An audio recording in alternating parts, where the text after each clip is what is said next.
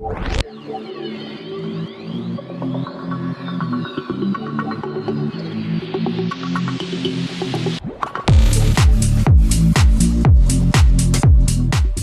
Students, welcome to my YouTube channel mathematics with ओविगर। तो students, आप सभी का आज फिर स्वागत है अपने इस नए लेक्चर में।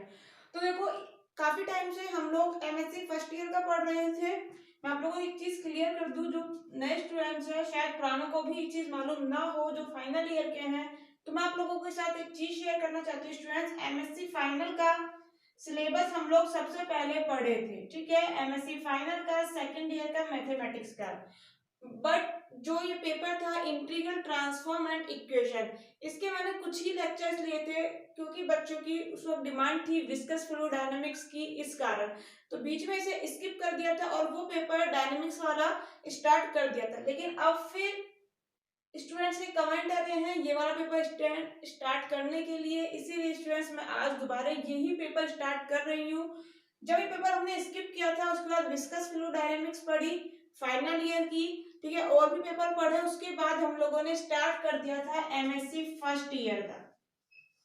एमएससी फर्स्ट ईयर का स्टार्ट कर दिया था सेकंड ईयर के पेपर के बाद, और इसमें जो पेपर उठाया है अलजेब्रा, उसके काफी लेक्चर हो चुके हैं। आपका कोई भी जूनियर है उसके साथ आप लोग शेयर कर लीजिएगा, ठीक है। एमएससी फर्स्ट ईयर के स्टूडेंट है आप लोग तो अच्छी बात है ही, लेकिन अगर आप फाइनल ईयर के हैं, क्योंकि ये टॉपिक फाइनल ईयर का है, तो मेरे अकॉर्डिंग फाइनल ईयर का स्टूडेंट ही इस वीडियो पे क्लिक करेगा। तो फर्स्ट ईयर के कोई भी स्टूडेंट को आप जानते हैं, आपका जूनियर भाई बहन फ्रेंड कॉलेज फ्रेंड कोई भी है, शेयर कर लीजिएगा। अलजेब्रा पेपर हमारा चल रहा है, इसके साथ साथ ही हम लोगों ने फाइनल ईयर का paper integral transform and equation वाला भी स्टार्ट किया है, ठीक है। समझ आई ये चीज, क्लियर है। फर्स्ट ईयर का जो अलजेब्रा पेपर है वो चलेगा अभी कंटिन्यू। इसके साथ साथ एमएससी सेकेंड ईयर का पेपर जो आप लोगों का इंटीग्रल ट्रांसफॉर्म एंड इक्वेशन, ये भी चलेगा, ठीक है, क्लियर। तो इस पेपर की बात कर लेते हैं। इस पेपर में लैपलास ट्रांसफॉर्म हम लोग कंप्लीट कर चुके हैं। आप लोगों ने लेक्चर्स नहीं लिए हैं तो प्लीज ले लीजिए, लिंक डिस्क्रिप्शन बॉक्स में अवेलेबल है, ठीक है। एक चीज और मैं आप लोगों से कहना चाहूंगी, आई बटन को भी चेक कर लिया करो। हर वीडियो में कुछ ना कुछ आपके लिए इंपॉर्टेंट रहता है, जो भी लेक्चर ले रहे हो उसी से रिलेटेड, ठीक है। उसी सब्जेक्ट का होगा या फिर अदर सब्जेक्ट का भी है, तो आपके ही तो ईयर का है ना, आपका है, जो भी कर रहे हो उसी से रिलेटेड तो है, तो आपके लिए यूजफुल है। तो एक बार प्लीज चेक कर लिया करो। अगर अच्छा नहीं लगे तो भैया मत लेना लेक्चर, जबरदस्ती कोई ना है, ठीक है जी। तो आज हम लोग स्टार्ट कर रहे हैं फूरियर ट्रांसफॉर्म क्या होता है क्या नहीं। तो देखिए, छोटे क्वेश्चन में भी डेफिनेशन पूछ ली जाती है। तो स्टार्टिंग के 10 क्वेश्चन शॉर्ट आते हैं, दो दो नंबर के जो क्वेश्चन आते हैं उसमें पूछ ली जाती है डेफिनेशन, या फिर अगर बड़ा क्वेश्चन भी दे रहा है 10 नंबर का, उसमें भी दे देते हैं कि define the Fourier transform and, जो भी आगे क्वेश्चन आपसे कोई सॉल्व करा रहा है, जैसे बोल देगा define the Fourier transform and find करो फूरियर ट्रांसफॉर्म, कोई भी फंक्शन दे दिया एफ एक्स बराबर, ठीक है। तो इस तरह से आप लोगों से दे देता है। सबसे पहले हम फूरियर ट्रांसफॉर्म देखेंगे।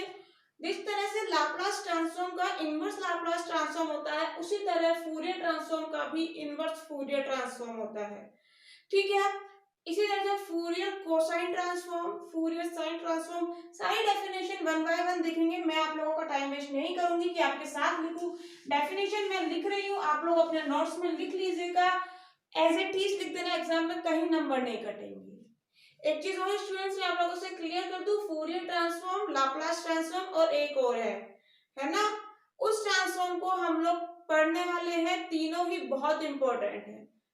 इंटीग्रल ट्रांसफॉर्म एंड इक्वेशन, पूरा नाम ये है पेपर का। तो जो ट्रांसफॉर्म मैं बोल रही हूँ उसमें 3-4 ट्रांसफॉर्म है, उन्हें देखने के बाद जो दूसरी बुक आती है इंटीग्रल इक्वेशन, मैंने यहाँ लिखा था अभी, ठीक है। इंटीग्रल इक्वेशन दूसरी बुक है, उसमें और 2 यूनिट है। ट्रांसफॉर्म वाले से 3 यूनिट है और इक्वेशन वाले बुक से 2 यूनिट है, टोटल 5 यूनिट है। मैं अभी यहाँ यूनिवर्सिटी बात कर रही हूँ, राजस्थान यूनिवर्सिटी और राज ऋषि भर्तृ मत्स्य यूनिवर्सिटी की, ठीक है। इनमें यूनिट 5 है और मैंने सिलेबस चेक करा था, जैसे वर्तमान महावीर ओपन यूनिवर्सिटी हो गई, ब्रज यूनिवर्सिटी हो गई भरतपुर में, ठीक है, कोटा में। तो आप लोग देख लीजिए अपने अकॉर्डिंग कहाँ आप लोगों का कौन सा टॉपिक है, लेकिन ये पक्का है ये कहीं ना कहीं होगा। हो सकता है आपके सिलेबस में यूनिट फर्स्ट में दे दे, यूनिट सेकंड में दे दे, फोर्थ में दे दे, कहीं भी, लेकिन सिलेबस में जरूर है एमएससी के ये टॉपिक्स। चलिए अब बिना टाइम वेस्ट किए मैं डेफिनेशन लिखती हूँ, आप लोग प्लीज अपने नोट्स में नोट कर लीजिएगा डेफिनेशंस। देखिए क्या होता है डेफिनेशन फूरियर ट्रांसफॉर्म का। उससे पहले ये समझ लो फूरियर ट्रांसफॉर्म को कॉम्प्लेक्स फूरियर ट्रांसफॉर्म, ठीक है, शॉर्ट में लिखा है Fourier transform, exponential Fourier transform भी कहते हैं। कभी कंफ्यूज मत होइएगा, डेफिनेशन जब पूछी जाए एग्जाम में, छोटे क्वेश्चन में पूछ ली जाती है, तो तीनों नाम मैंने आप लोगों को बता दिए हैं। डेफिनेशन देख लेते हैं। एफ एक्स कोई फंक्शन है किस इंटरवल में defined, minus infinite to infinite, ठीक है।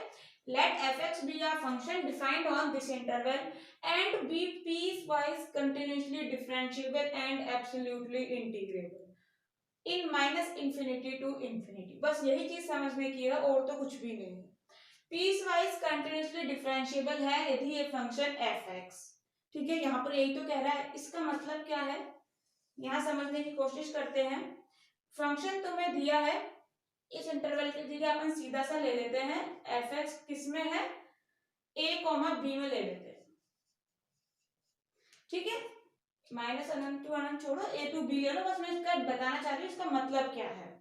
यदि ये फंक्शन इस इंटरवल में, ध्यान से सुनना, पीस वाइज कंटिन्यूअसली डिफरेंशिएबल है, मतलब यदि तुम इसको सब इंटरवल में डिवाइड कर लेते हो तो हर एक इंटरवल में एफ एक्स कंटिन्यूस डिफरेंशिएबल होगा। मतलब यदि मैंने इस ए से बी को इस तरह से डिवाइड कर लिया, ए ए जीरो, ठीक है, यूनियन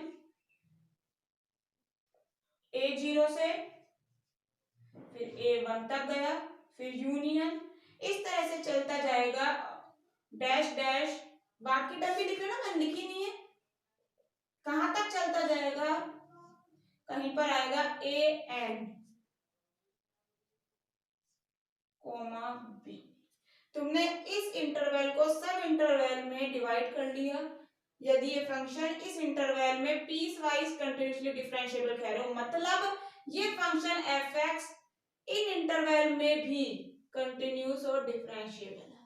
समझ गया, पीस का मतलब ऐसे समझ लो ना, इसके पीस कर दिए तुमने आधा आधा आधा, ठीक है। एक ये एप्पल है उसे तुमने डिवाइड कर दिया काफी सारे पार्ट्स में, यदि वो एप्पल का टेस्ट इसमें जो आ रहा है इनमें भी सेम ही आ रहा है, मतलब यदि ये फंक्शन इस इंटरवल में पीस वाइज कंटिन्यूअसली डिफरेंशिएबल है, मतलब यही फंक्शन इनमें भी, जैसे सेब का टेस्ट एप्पल का टेस्ट सब में सेम आ रहा है, मतलब ये एफ एक्स कंटिन्यूअस और डिफरेंशिएबल होगा सब इंटरवल में।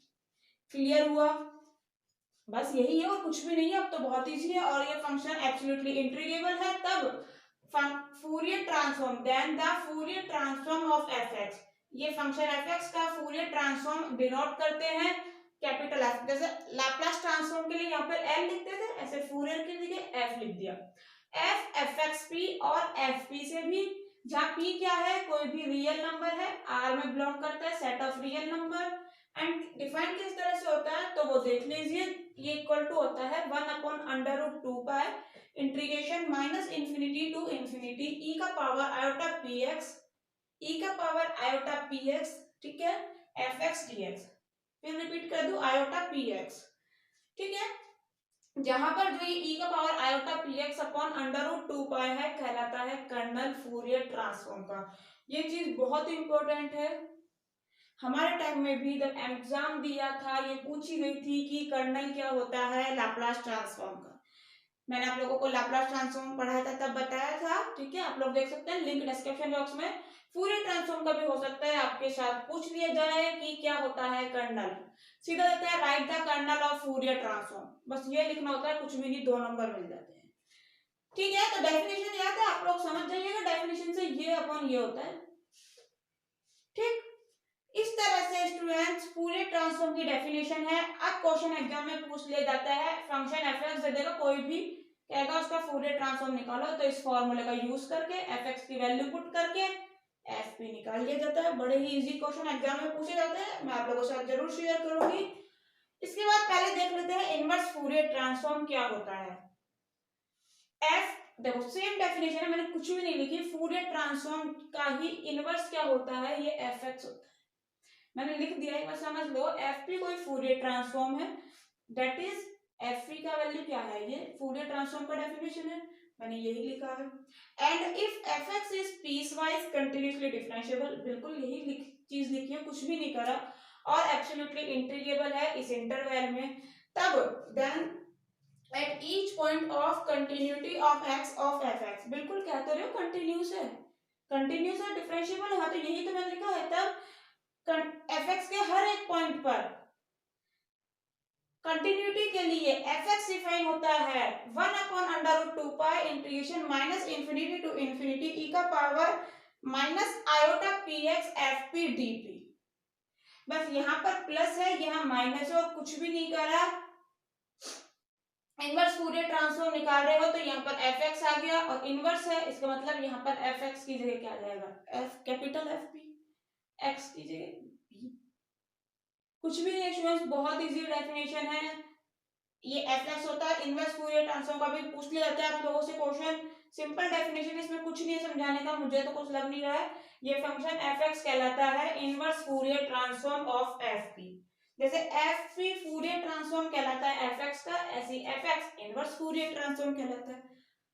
नोट्स में लिख लीजिए, डेफिनेशन पूछ ली जाती है एग्जाम में। इसके बाद मैं आप लोगों को बता रही हूँ फूरियर साइन ट्रांसफॉर्म और फूरियर कोसाइन ट्रांसफॉर्म की डेफिनेशन, ठीक है, नोट करिए, यहीं पर कर देंगे हम तो, देख लीजिए फूरियर साइन ट्रांसफॉर्म और इनवर्स फूरियर साइन ट्रांसफॉर्म, बहुत इजी, इसी तरह से कोसाइन का उसको बता देंगे डेफिनेशन, टेंशन ना लीजिए।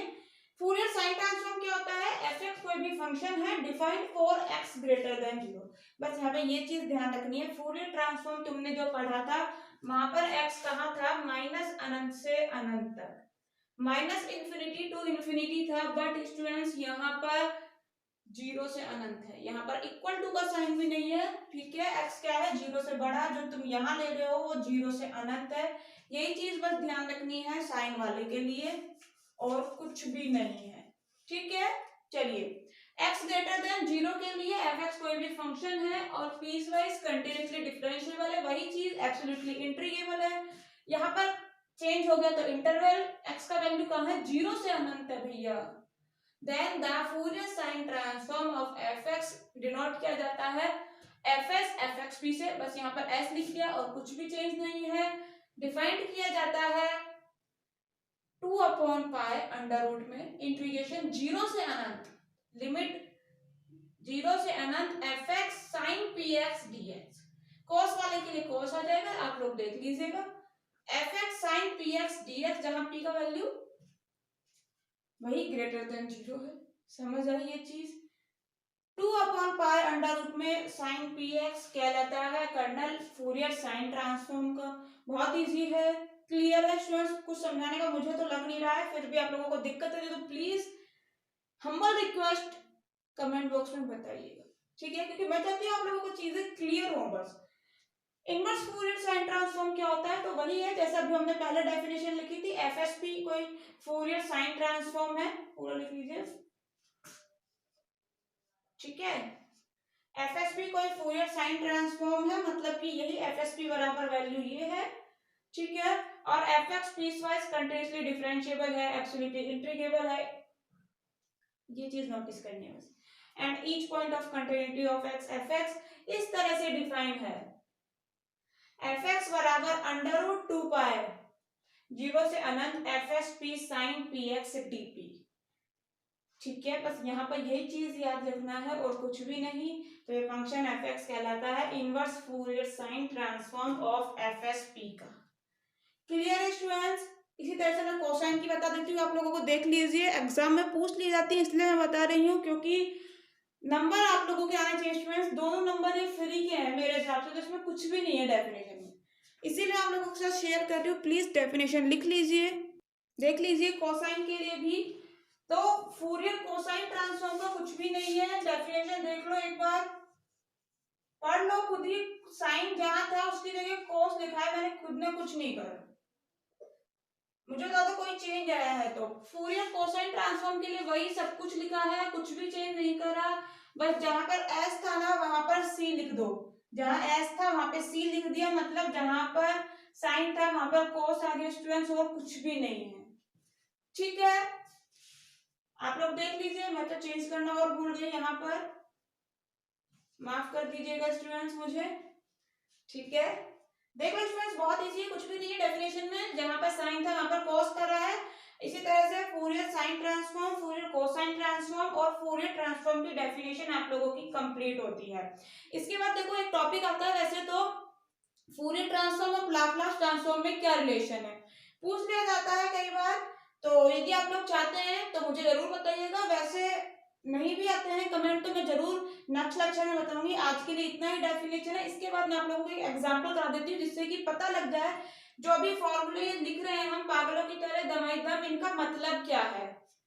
ठीक है, आप लोग इसे देख लीजिएगा, यहाँ पर चेक कर लीजिएगा, चेंज है ना, फूरियर कोसाइन आ जाएगा। मुझे कुछ इंटरेस्टेड लग नहीं रहा है, इस चक्कर में मैंने कम चेंज करे यहाँ पर। ठीक है, फूरियर कोसाइन ट्रांसफॉर्म की लिख लीजिए डेफिनेशन, वही सेम डेफिनेशन, साइन की जगह कोस आ गया। एग्जांपल देखो आप, जो एग्जाम में पूछ लिए जाते हैं, कितने बढ़िया एग्जांपल आते हैं इसके जी। देखिए बहुत ही इजी क्वेश्चन दिया है हमने आज, फूरियर ट्रांसफॉर्म निकालना है आप लोगों को। fx बराबर फंक्शन दिया है, fx का वैल्यू x होगा कब, जब मोड x का value less than equal to a है, और fx का वैल्यू 0 होगा जब mod of x greater than a है। ठीक है, सिंपल एग्जांपल ये। इसके बाद अच्छे अच्छे लेवल धीरे धीरे इंक्रीज करते जाएंगे, एग्जांपल लेते जाएंगे हम लोग। तो देखिए, गर्मी बहुत हो रही है स्टूडेंट्स, फैन ऑन नहीं करते हैं क्योंकि फिर वीडियो ठीक से नहीं बन पाता, इसीलिए। तो देखो, फंक्शन एफ एक्स दिया है, फूरियर ट्रांसफॉर्म निकालना है। पहले ये चीज समझ लो, पढ़ी होगी, mod of X less than equal to A का मतलब क्या हो जाता है, एक्स का वैल्यू कहाँ है, माइनस ए से और ए के बीच में, इक्वल टू लग रहा है तो ये लो इक्वल टू और लगा दिया। तो एक्स का वैल्यू जब माइनस ए से ए के बीच में है तो वैल्यू ये हो जाएगा। और फिर उसके अलावा देखो अब यहाँ पर लेस देन इक्वल टू के लिए तो बात लिखी दी, लेस देन भी हो गया, इक्वल टू भी हो गया, तो बचा क्या, ग्रेटर देन। तीन ही तो चीज हो सकती है ना, कुछ और तो नहीं हो सकता। कोई भी नंबर है एक्स, या तो किसी नंबर से छोटा होगा, या फिर बराबर होगा, या फिर ग्रेटर देन होगा, इसके अलावा तो कुछ और पॉसिबल ही नहीं है। कोई नंबर ले लो दो, या तो ये किसी नंबर से छोटा है, या फिर किसी नंबर से बड़ा है, या फिर इक्वल होगा, इसके अलावा कुछ और पॉसिबल है, या तो दो तीन से छोटा है, या फिर दो तीन से बड़ा है, या फिर इक्वल है।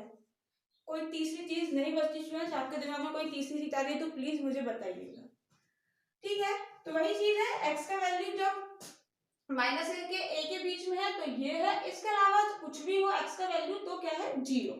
अच्छा जी, ये चीज समझ आने के बाद अपन सीधा फॉर्मूला लगाते हैं जो अभी पढ़ा था, 1/√2π minus infinity to infinity E का power iota px fx dx। ठीक है, फूरियर ट्रांसफॉर्म में सीधे सीधे फूरियर साइन होता है तो 2/π होता है, और यहाँ पे साइन आ जाता है। हाँ जी, वो आप लोगों को याद है, माइनस अनंत से अनंत है, इसको ब्रेक करो कैसे, माइनस ए भी आना चाहिए, ए भी आना चाहिए, तो दोनों के लिए सिंपल सा कर लेते हैं, माइनस इंफिनिटी से माइनस ए तक ले लो, फिर माइनस ए से ए तक ले लो, और फिर ए से इंफिनिटी ले लो, पूरा इंटरवल हो गया माइनस अनंत से अनंत। ठीक है जी, बिल्कुल। चलिए, लिमिट हमने आराम से लगा ली, आराम से डिवाइड कर लिया, कोई दिक्कत। एफ एक्स का वैल्यू लेते हैं, तो यहाँ पर जैसे मैंने बताया एक्स का वैल्यू माइनस ए से ए के बीच में है, माइनस ए से ए के बीच में, एक्स का वैल्यू यहाँ पर माइनस ए के इक्वल भी तो होता है। लिमिट जब अप्लाई करते हो, करते नहीं हो, अपर लिमिट मतलब एक्स की जगह ये लिखते हो, मतलब यहाँ पर एक्स का वैल्यू माइनस ए और ए के इक्वल भी तो है, और माइनस ए से बड़ा और ए से छोटा, यही तो मतलब है ना, माइनस ए से ए तक चल रहे हो, ये तो 12th क्लास की स्टूडेंट्स। तो इक्वल टू के लिए एक्स का वैल्यू, एफ एक्स का वैल्यू एक्स है, एक्स का वैल्यू माइनस ए से ए के लिए एफ एक्स का वैल्यू एक्स है, तो यहां पर एफ एक्स की जगह एक्स लिख दिया मैंने, e का पावर अल्फा पी एक्स। ठीक, इनका वैल्यू 0 है क्योंकि आप लोगों को दिया हुआ है, एक्स का वैल्यू कुछ भी है इसके अलावा तो वैल्यू क्या है, 0, एफ एक्स की जगह यहाँ भी 0 आ जाएगा, यहाँ भी 0 आ जाएगा, दोनों टर्म वैनिश हो जाएंगे। क्लियर। अब सिंपल से देखो, इंटीग्रेट करा है, कुछ भी नहीं, दो फंक्शन है, इसके समाकलन करना है तो कैसे करना पड़ेगा, आइलेट की हेल्प लेनी पड़ेगी। तो आइलेट क्या होता है, ILATE, inverse, logarithm, algebra, trigonometry, exponential. Algebra, exponential. Algebra मतलब x हो गया, पहला मान लिया, दूसरा मतलब एक्सपोनेंशियल, ये सेकंड हो गया। फॉर्मूला लगा दिया, फर्स्ट फंक्शन को रखो, सेकंड का इंटीग्रेशन, तो सेकंड का इंटीग्रेशन क्या होगा, e का पावर ax का क्या होता है, e का पावर ax अपॉन a, यानी का e का power iota px upon x के मल्टीप्लाई में जो भी होता है डिवाइड में, आयोटा p डिवाइड में आ गया, लिमिट लगा दी माइनस a से a, फिर क्या आता है माइनस साइन, इंटीग्रेशन, फर्स्ट का अवकलन, x का अवकलन 1 हो गया, सेकंड का इंटीग्रेशन e का पावर आयोटा px का इंटीग्रेशन ये हो गया, और फिर कंप्लीट का इंटीग्रेशन। ठीक है जी, चलिए ये चली रहा है अपना, इसमें एज इट इज लिख दिया, कुछ भी नहीं करा। लिमिट कहाँ चली गई, ये बाहर चली गई, अभी बताती हूँ कैसे चली गई, दोनों की एक साथ लिख ली, कुछ भी नहीं। इसका और कर दिया इंटीग्रेशन, तो एक से मल्टीप्लाई करा, कोई लेना देना नहीं हुई, यही टर्म रहेगी, e का पावर आयोटा px का यही हो जाएगा, बट अपॉन में x का कोफिशिएंट आ जाएगा जो कि आयोटा p है, एक पहले से बैठा हुआ तो भैया इसका स्क्वायर हो जाएगा, लिमिट लगा दी अब दोनों में एक साथ। चलिए लिमिट अप्लाई करें, तो पहले अपर लिमिट करेंगे, जहां भी x है उसकी जगह a लिख दो, समझ नहीं आई, ये तो समझ आ गया होगा ना, a लिखा है यहाँ पर जी, ये कैसे आया, आयोटा स्क्वायर है ना, आयोटा स्क्वायर का वैल्यू 1 नहीं होता है क्या, आयोटा स्क्वायर का वैल्यू 1 नहीं होता है, नहीं जी -1 होता है, बिल्कुल आयोटा स्क्वायर का वैल्यू -1 होता है ना, आयोटा बराबर आप लोग लिखते थे अंडर रूट -1, आयोटा स्क्वायर -1 होता है, तो आयोटा स्क्वायर -1 करोगे, ध्यान से सुनो, तो यहाँ तो p स्क्वायर बच जाएगा और -1 इसको बना देगा प्लस, तो प्लस आ गया और ये p स्क्वायर आ गया, और x की जगह लिमिट लगानी है अपर, वो लिख दी। ठीक जी, चलिए माइनस लगाते हैं, अब लोअर लिमिट लगा दो, तो x जहां भी उसकी जगह -a लिखा है, तो माइनस, ये तो क्लियर हो ही गया होगा, इसके बाद ये तो प्लस बन ही चुका है, फिर भाई लोअर लिमिट का जो माइनस आता है वो लगा है, और सेम है, कुछ भी नहीं, x की जगह -a लिखा है। थोड़ा सा सॉल्व करना चाहा तो आयोटा p वाली टर्म एक साथ लिख ली, इन दोनों को, ये माइनस माइनस प्लस हो गया, a बाहर कॉमन चला गया और ये आ गई, p स्क्वायर वाली टर्म एक साथ लिख ली, आयोटा p है माइनस e का पावर माइनस आयोटा p है। अब देखो ये फॉर्मूला आप लोगों ने पढ़े होंगे बीएससी में भी, e का power ax plus cos ax ऐसे पढ़ा होगा, जैसे भी आप लोगों ने पढ़ा है, तो क्या होता है फॉर्मूला 2 cos pa, e का power iota x plus e का पावर माइनस आयोटा x, पढ़ा है आप लोगों ने, क्या होता है 2 cos x। ठीक है जी, इसी तरह से इनवर्स के लिए भी होता है, वो आप लोगों को याद होगा, बट अभी हम डिस्कस नहीं करने वाले हैं उनको फॉर्मूलों को। यदि आप लोगों ने चाहिए नहीं सारे फॉर्मूले एक साथ, तो मुझे प्लीज बताइएगा कमेंट बॉक्स में, ठीक है। और प्लस के लिए तो कॉस आता है, ऐसे याद करते थे बीएससी में, और माइनस के लिए साइन आता है, और सेम चीज है, कुछ भी नहीं। अब इसके बाद ये स्टेप लिख दिया मैंने, ये कैसे लिखा, क्लियर है स्टूडेंट्स, ये वाला स्टेप कुछ भी नहीं है, बहुत इजी है। देखो यदि आप लोगों को ये रफ करूं एक बार, आप लोग नोट कर लीजिए प्लीज। चलिए, उम्मीद है आप लोगों ने नोट कर लिया है। ऊपर का मैं रफ करके एक बार नीचे वाली चीज बता देती हूँ, वैसे बहुत इजी है, कहीं दिक्कत नहीं आएगी आप लोगों को। मार्कर में इंक भी खत्म होने वाला है। देखो यहाँ पर 2 कॉमन आ रहा है, मैं एक बार लिख देती हूँ आपको कंप्लीट इस तरह से, फिर टाइम वेस्ट ही लग रहा है मुझे। देखिए स्टूडेंट्स, यहाँ तक क्लियर हो गया था अपना फॉर्मूला 2 cos pa और 2 आयोटा साइन pa, ठीक है। मैं उस वक्त आयोटा लिखना भूल गई थी, सॉरी। इसके बाद ये स्टेप मैं बताना चाह रही थी कैसा आया, तो देखो बहुत इजी है, कुछ भी नहीं है, ये जो अपना बाहर था ये बाहर रखा हुआ है, और इसमें से 2 और कॉमन ले लिया, दोनों में आ रहा है, तो मैंने 2 तो कॉमन लिया ही, उसके बाद p स्क्वायर और कॉमन ले लिया। यदि एग्जाम में यहाँ भी छोड़ देते हो ना तो कोई दिक्कत नहीं है, ठीक है। चलो अब आगे बता देती हूँ, क्योंकि बहुत से स्टूडेंट समझ रहे होंगे ये नहीं करे तो दिमाग में आ जाता है पढ़ते पढ़ते, तो इसलिए मैं बता रही हूँ, यहाँ तक छोड़ दिया तो भी बहुत अच्छी बात है, आगे सॉल्व करना चाहते हो तो भी बहुत अच्छी बात है। 2 कॉमन ले लिया, p स्क्वायर और कॉमन लिया है, तो 2 कॉमन लिया, अब तो कोई दिक्कत होगी नहीं, यहाँ पे डायरेक्ट आ जाएगा iota sine pa, iota sine pa, ठीक है। p स्क्वायर और 2 बाहर चला गया, लेकिन इसमें थोड़ी सी दिक्कत आ जाएगी, क्योंकि 2 तो बाहर चला गया इजीली, p स्क्वायर नहीं है इसमें, तो भैया कोई दिक्कत नहीं, जो भी है उसको लिखो और पी स्क्वायर से और मल्टीप्लाई कर दो। देख लो मैंने कुछ और करा हो तो, बिल्कुल नहीं करा। अब आयोटा से ऊपर नीचे मल्टीप्लाई करो, कुछ भी नहीं, कैंसिल हो रहा है, कोई फर्क नहीं पड़ रहा है। तो ऊपर नीचे मल्टीप्लाई करा, अंदर वाली टर्म एज इट इज लिखी हुई है, सिर्फ यहाँ पी से पी कैंसिल करा है, ऊपर एक पी आ गया। इसको नीचे वाला आयोटा को अंदर भेजा तो आयोटा ये वाला तो कैंसिल हो जाएगा, सिर्फ साइन पी आ जाएगा। यहाँ आयोटा स्क्वायर हो जाएगा, आयोटा स्क्वायर का वैल्यू -1 होता है, तो यहाँ माइनस आ जाएगा AP cos PA। क्या यही चीज क्लियर हुआ स्टूडेंट्स? तो बहुत बहुत शुक्रिया। नेक्स्ट लेक्चर में आप लोगों को एक बार बता देती हूँ, कुछ इंपॉर्टेंट मैं फॉर्मूलाज बताऊंगी, क्योंकि देखो सारे क्वेश्चन करना पॉसिबल नहीं होता है, बुक में बहुत सारे क्वेश्चन होते हैं। आप किसी और यूनिवर्सिटी के, आपकी बुक में 6 क्वेश्चन है, किसी और यूनिवर्सिटी में 12 क्वेश्चन होंगे, किसी और यूनिवर्सिटी की बुक में कोई किसी ऑथर की बुक फॉलो करता है, कोई किसी ऑथर की, ठीक है, तो नंबर ऑफ क्वेश्चंस चेंज होते रहते हैं। तो इसीलिए मैं आप लोगों के साथ बताना चाहूंगी कुछ फॉर्मूलाज, आपके पास कोई भी क्वेश्चन आ जाए जिससे कि आप कर सको। जो बेसिक फॉर्मूला है वो तो आप लोगों ने मालूम है ना, जैसे ये है, या फिर ये इंटीग्रेशन कैसे होता है, ये चीज मैं मान के चल रही हूँ आप लोगों को पता है, क्योंकि पेपर का नाम ही इंटीग्रल ट्रांसफॉर्म है, ठीक है। लेकिन जो इंपॉर्टेंट फॉर्मूलाज है, जो आप लोगों को शायद नहीं मालूम होगा, जो थोड़े से एडवांस लेवल के हैं, वो मैं आप लोगों के साथ शेयर करना चाहूंगी नेक्स्ट लेक्चर में। 2 चीज हम लोग पढ़ेंगे, वो फॉर्मूलाज, उन पे बेस एग्जाम्पल, और फोरियर ट्रांसफॉर्म, लाप्लास ट्रांसफॉर्म में रिलेशन क्या है उनके बीच, वो सब चीज नेक्स्ट लेक्चर में पढ़ेंगे। तब तक के लिए बहुत बहुत शुक्रिया आप लोगों का। नेक्स्ट लेक्चर में बने रहिएगा, इसे जरूर नोट कर लेना, जो भी आज हम लोगों ने पढ़ा है रिवीजन कर लीजिएगा। चलिए स्टूडेंट्स, मिलते हैं नेक्स्ट लेक्चर में।